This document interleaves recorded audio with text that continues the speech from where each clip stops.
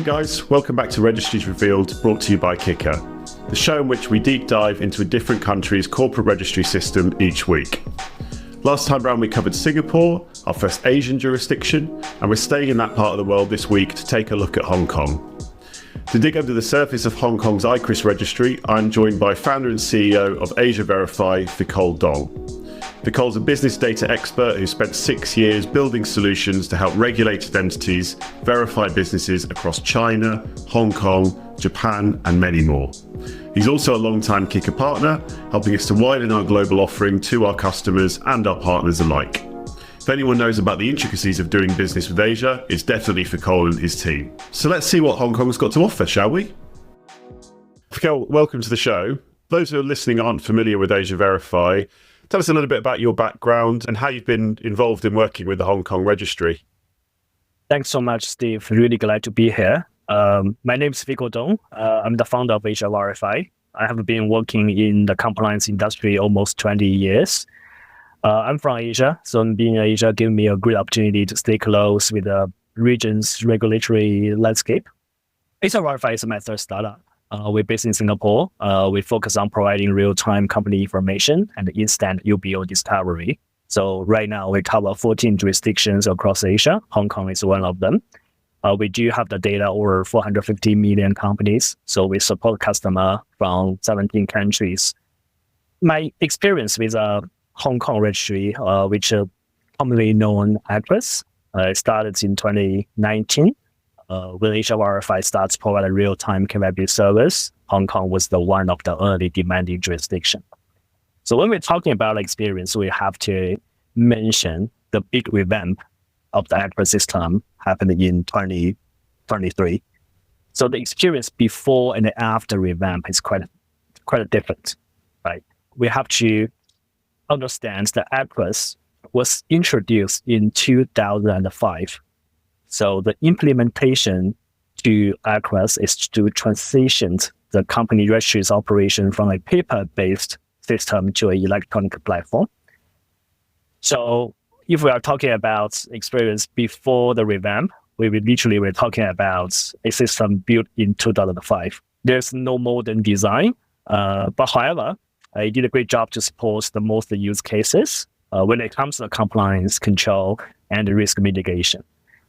So the old ICRIS system, the users could search and purchase company records without needing to register their annual account.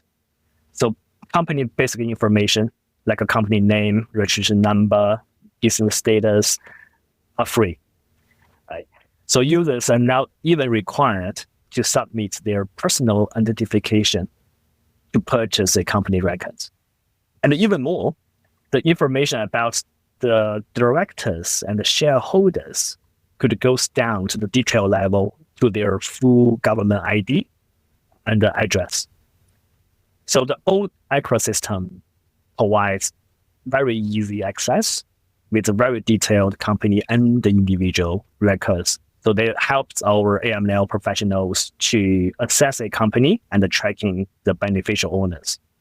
So after 18 years operation, the old ICRIS system has been revamped eventually in December 2023.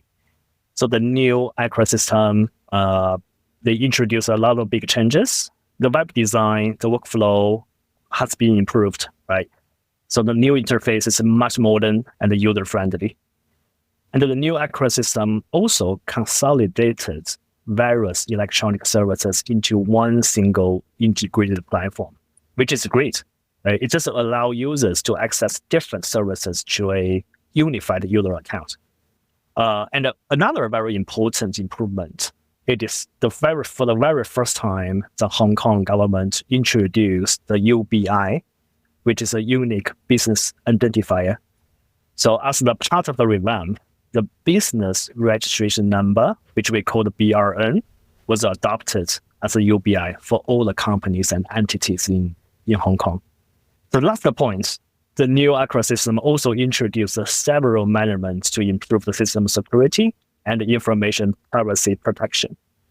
So we used to get the full ID number and address for the directors and the shareholders. It is not anymore in the new system. So generally speaking, my experience with ICRIS is really positive. Just the challenges after the revamp, it may create challenges to AML professionals, especially on tracking beneficial owners. Yeah, I think anybody that's used ICRIS before the change and after the change, as I certainly have, would really notice the difference. So like you said, it was definitely showing its age, I would say, on the occasion that I needed to query it. Quite an old school style website, quite difficult to navigate, with the types of very fast and very easy to operate websites we're now used to. So that was a big change. But it's interesting, like you said, that was used as an opportunity to make some other, maybe more wide-reaching changes as well. So, just playing back some of what you've said there, it's been a theme, I think, across some of our episodes in this series, talking about how some registers are becoming more transparent and making more information available, and others are perhaps going in a slightly opposite direction and actually leaning into data privacy. So interesting when you're talking about some of the director and shareholder information, clearly moving towards a situation where individual privacy is being favoured more. But again, positively on the UBI side, maybe not something we've talked about a huge amount yet on the series, but having a business identifier, sure you'd agree, Ficoal, really, really important for matching entities and being able to draw linkages, not only across countries, but also within a country as well. So, that sounds like certainly a really positive step in helping AML professionals with their tasks. Exactly. The unique company identifier, it helps a lot, especially when it comes to connecting companies together. We always encounter the issues when we're using ICRIS before. There's no registry in the world is perfect, right? When it comes to the data. Sometimes we find the mistake on the company records, right? So it does stop us to make the connections together. So by introducing the unique business identifier, it definitely helps us. And also, importantly, we can connect the Hong Kong company to overseas companies, for example, China mainland, right? So it really helps a lot. Moving on from that point then, just thinking about the usefulness, I guess, of ICRIS as a tool for AML professionals. So some of the other registries we've talked about, some of them are just websites and you query the information that way, but we've often seen examples of registries that make APIs available, or bulk data sets can be downloaded, which can be very useful for things like ownership investigations as well. How useful do you think ICRIS is, and how much of that functionality is available directly from the register versus maybe needing to use a vendor or an organization like Asia Verify to help out with some of that data formatting and normalization? As far as I know, I don't think they are providing direct API to connect with their database. And then there also a complexity behind of the company information. There's two main government agencies in Hong Kong. One is we call the CR, another is BR. There is a bulk data download from Open Hong Kong Data government site, but it is only for the really limited data, literally just index data, right? So not like other countries, if you want to get a full insight of a company information in Hong Kong, you still have to follow the Hong Kong ICRIS portal, the terms and the conditions, register account, and the purchase reports over there. So the limitation, beside of the API, the access, there's still quite limited information on the financials. And also, after revamp, there's restrictions to access to the sensitive information.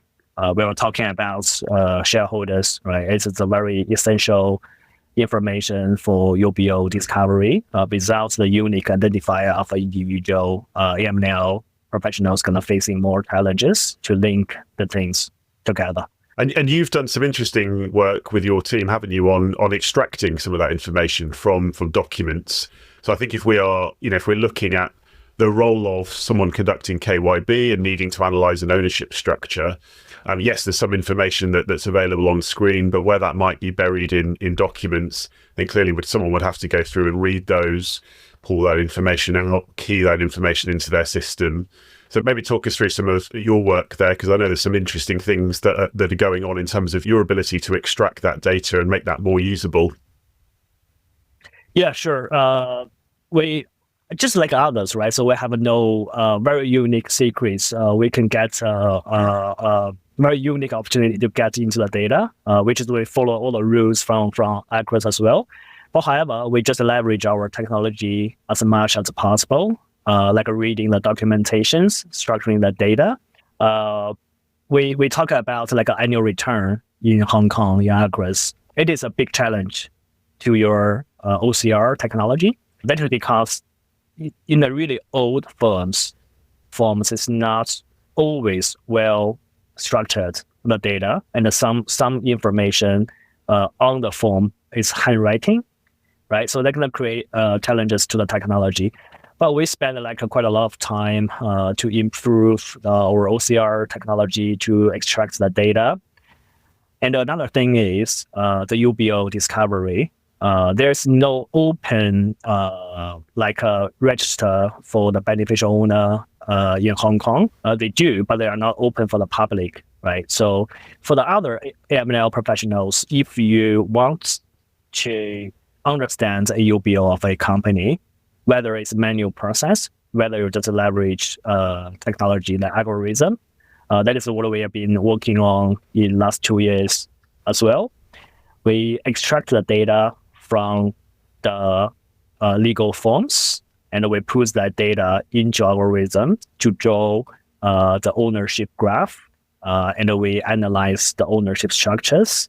We help the professionals to track all the way down to the UBO, whether it's in-country and cross-border. So the main technology we're using behind of that, we do introduce a lot of kind of AI models to help us to improve the efficiency, stability, and accuracy on the data extraction. And I was going to ask you, actually, that's probably a good lead in to what the environment looks like in Hong Kong around UBO disclosures and UBO registers. So you mentioned earlier that there is a register that's not publicly available. Just maybe tell us a little bit about that and when it was set up. I think in recent years, the Hong Kong has been under pressure to increase the transparency around the beneficial ownerships. It's due to the Hong Kong's role in the international finance and the increasing global demands for the tighter anti-money laundering regulations. In Hong Kong, the framework for the UBO transparency is established to the requirements for companies to maintain the significant controller register, right? So this mandate is effective from March 1st, 2018. The aims to enhance the corporate transparency and align with the international regulations. So again, it's a pressure, right, from the outside and the inside. Definitely the Hong Kong government is seeking for a better way, a better solution to transparent the UBO information. But the challenges, just like other countries, right, the challenges come from the privacy concerns and as well as the implementation challenges, especially local culture. It play a critical role in this as well. The Hong Kong local companies, they are just on the culture, not feel very comfortable to open up their company information, which is a privacy, to the public. And also from the implementation part, it is still quite tricky. How you can ensure the significant controller register is accuracy, right? Some entities in Hong Kong, they may be the trust. Maybe they are using nominee shareholders or other intermediaries to mask the true ownership. So very difficult for government to ensure all the information in the register is valuable for the AML professionals. Yeah, so generally the environment in Hong Kong about UBO transparency is evolving, but it's still going to need more time for the government to think a better way to open up the UBO information. You touched on a little bit there about the quality of the data and the extent to which you can trust the information that's being filed. And that touches on another classic topic we've been covering in this series, which is around the extent to which registries are verifying the information that's submitted. Now, helpfully, actually, Business Registry Insights published their 2024 verification of data survey recently and has some really good stats about Hong Kong. So I've just pulled out a few. So register of disqualified entities and sanction lists are cross-referenced at the point of registration. So that's something we have seen a lack of in other registers we've covered. But still no automated or telematic checking of additional sources. So that's where it ends. There is identity verification of directors. And I think we were saying earlier that that's a relatively recent introduction in line with other countries that are bringing in that IDV.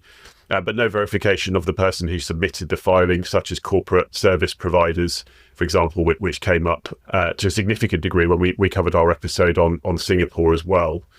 So, as always with the many registers we've covered, it sounds like a few ticks in the boxes, but as per usual, different cultural, and operational execution concerns, as you mentioned on that particular point. Now, I also wanted to just come back to something you said around the way you're helping and looking at building out some of those ownership structures using those shareholder declarations. I'll admit my knowledge of foreign direct investment in and out of Hong Kong is probably quite limited beyond knowing that it is a financial hub and an area of key interest for many of us working in financial services. When you are helping to unwrap these ownership structures for clients, where are you seeing foreign ownership coming from? Is it, I imagine quite a bit of it will be coming from mainland China, or are there other Asian jurisdictions as well that you need to procure data from?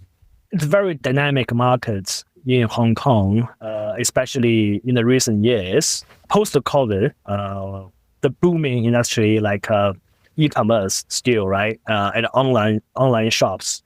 So we are offering quite a lot of merchant verification and merchant onboarding for some payment companies.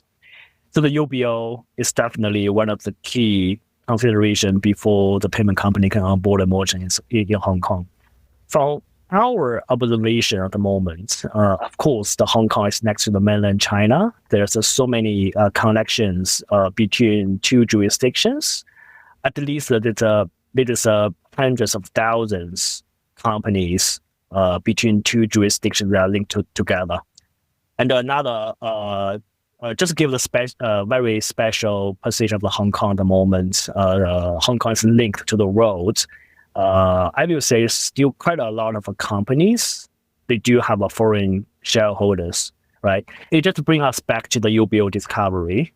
In-country UBO, you can download all the AR to kind of find the link, the trees between companies. But when it comes to overseas, the things is quite challenging, right?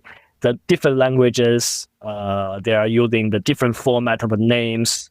So how you can breed the linkage, it is a challenge to your data and to your technology, right? So that is why we still spending and investing a lot of time and money in the tool like this, trying to mapping everything together for our users. Great. Well, I'm going to let you go in a second, Ficoal, but I'll leave you with one final question, which is, what are your top tips for AML analysts that are verifying businesses in Hong Kong? It is really based on the use cases and the purposes, right? So if the AML professionals is looking for the basic company informations and all the legal documentations, I will say ICRIS is the only resource they should go to.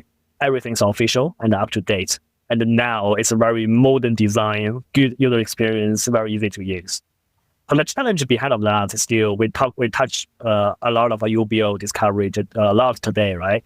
When it comes to, because it's just a privacy thing, they are not showing the full credentials of the individuals. It creates challenges to AML professionals to understand the potential risk, the potential UBO of a company. So if you just need the basic information, go to ICRIS, do yourself.